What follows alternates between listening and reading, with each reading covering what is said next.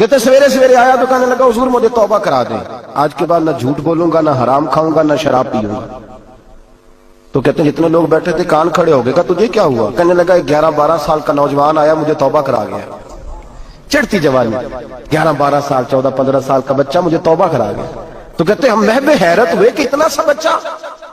تو کہتے ہیں کسی نیک باپ کا بیٹا تھا، کسی پرہیزگار ماں کا بیٹا تھا، گھر میں تربیت ہوئی۔ اتنے بچے تو خانقاہ بھی نہیں جاتے، اتنے سے بچے تھوڑی کسی ادارے کے فارغ التحصیل ہوتے ہیں، کس مدرسے سے پڑھے ہوتے ہیں؟ کہتے چھوٹی سی عمر۔ تو کہا جناب آپ کو کیسے ملا؟ تو وہ شخص کہنے لگا حضور کل میں گیا بازار، میں نے بغداد کے چوک سے 10 کلو مچھلی بھی خرید لی اور کچھ اور ضرورت کی چیزیں بھی، مہمان آنے تھے، وہ سارا کچھ خرید کے میں جب نکلا تو سامان زیادہ ہو گیا۔ چوک میں مزدور بیٹھے ہوتے تھے، میں نے کہا بھئی میرے ساتھ فلاں محلے تک سامان پہنچانا ہے۔ وہ بچہ کہنے لگا چچا اگر میں چلوں تو، میں نے اس کو ایڈریس وغیرہ بتلایا تو 3 دینار مزدوری طے ہو گئی سامان گھر پہنچانے کی۔ کہتے میرے ساتھ وہ نکلا اور جب رستہ طے کرنے لگا تو رستے میں گرمی بڑی سخت تھی، ظہر کا وقت تھا، ذرا ہم نے چند قدم اٹھائے، 2-4 گلیاں گزرے تھے کہ اذان ظہر کی آواز آنے لگی۔ تو کہتے ہیں بڑی منت کے انداز میں، بڑی گزارش کے انداز میں میری طرف دیکھا، عمر چھوٹی سی ہے، کہنے لگا چچا اگر اجازت مل جائے تو میں ظہر کی نماز پڑھ لوں۔ کہتے ہیں میں ایک جگہ پھٹے پہ بیٹھ گیا اور گپے کرنے لگا، سامان وہاں رکھا، میں نے کہا پڑھ لے نماز۔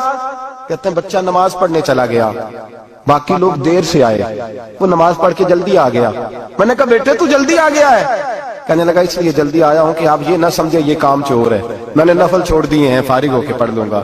کہتے ہیں سامان اٹھایا، رستے میں گرمی شدت کی تھی، اس کا پسینہ بہنے لگا، میں آگے بڑھا، میں نے کہا بیٹے سامان تھوڑی دیر کے لیے مجھے دے دو، گرمی زیادہ ہے۔ کہنے لگا چچا کسی کا تربیت یافتہ ہوں، کسی نے ٹریننگ دی ہے، کہا ماں باپ نے کہا تھا حرام لقمہ گھر نہ لانا، کہا بات کیا ہوئی؟ کہنے لگے میں آپ کو نہیں دے سکتا، اس لیے کہ 3 دینار مزدوری گھر پہنچانے کی طے کی ہے، اگر آپ اٹھائیں گے تو پھر میں پیسے پورے نہیں لوں گا۔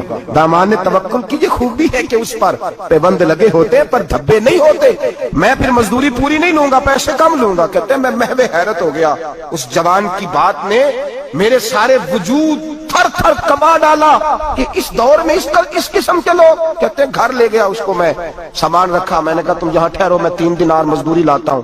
کہتے ہیں پیسے لینے گیا تو بیوی کو بتایا بڑا نیک ہے، بڑا پرہیزگار جوان ہے، کہنے لگی روٹی پکی ہوئی ہے، اسے کہو دوپہر کا کھانا کھا لے۔ کہتے ہیں میں باہر گیا، 3 دینار تھمائے، میں نے کہا بیٹے ایک بات مانو گے؟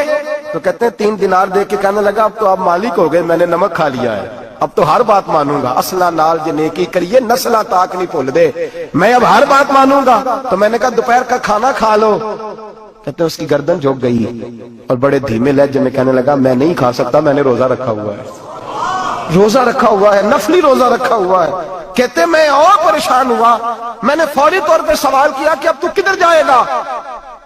تو کہنے لگا اب میں کہیں نہیں جاؤں گا، میرے 1 دن کا خرچہ میرے ماں باپ نے جو ڈیوٹی لگائی ہے وہ 3 دینار ہے، پورا ہو گیا ہے، اب میں باقی جو وقت بچے گا یا قرآن پاک کی تلاوت کروں گا یا محمد عربی پہ درود و سلام پڑھوں گا، میں اب کوئی اور کام نہیں کروں گا۔